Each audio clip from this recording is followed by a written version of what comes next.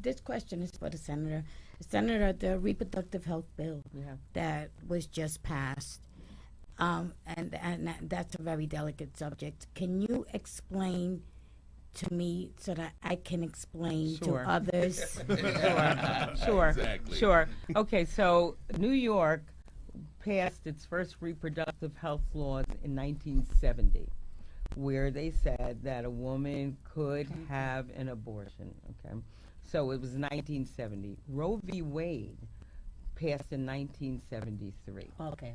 So our laws, which said that only a woman's life would be the only reason, certainly in the later term period, only the woman's life would be considered important if you had a later term abortion, whereas Roe v. Wade said the life and the health. So many times, and I think we had a tragic thing that happened, that got a lot of attention just a couple of years ago, where a woman who was in a late term had to leave the state because her doctor, whoever she was working with, would have been, subject to arrest if, when her health began to go down, if he had performed that abortion, she had to go out of state, things from, turned tragic in any case.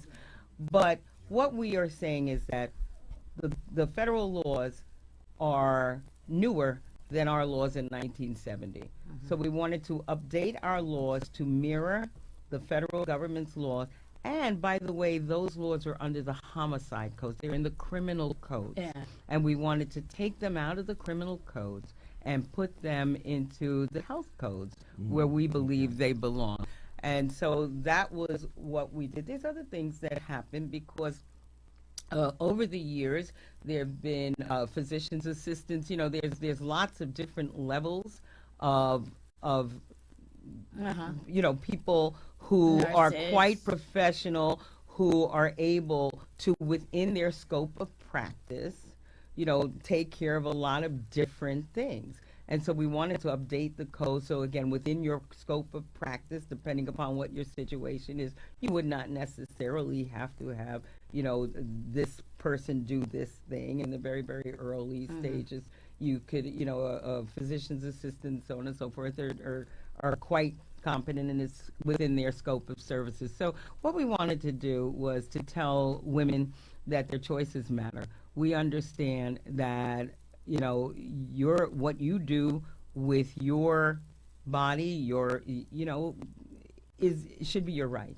And in the greatest country in the world, with the greatest health access in the world, whoever you are, it is legal to have an abortion. And I don't want to be sending a message that you have to have low-grade services, you should be marginalized, you can't even have in New York. And everyone said when we first started talking about taking these things out of the homicide code and updating them, oh, no, you don't have to worry about that because the abortion laws are settled on a federal level. This will never be challenged. And now you have a president, a vice president, a Supreme Court that is very clearly saying to women and a host of other people, get back, we don't want to hear what you say. We're not concerned about your health. We're not concerned about your future.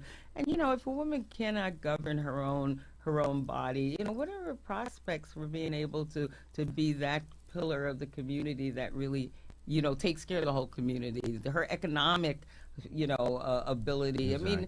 I mean, there's so many things tied on. So this is New York. We want to say that women's voices are heard here, they are valued here, and we are not sending anyone backwards or into back alleys.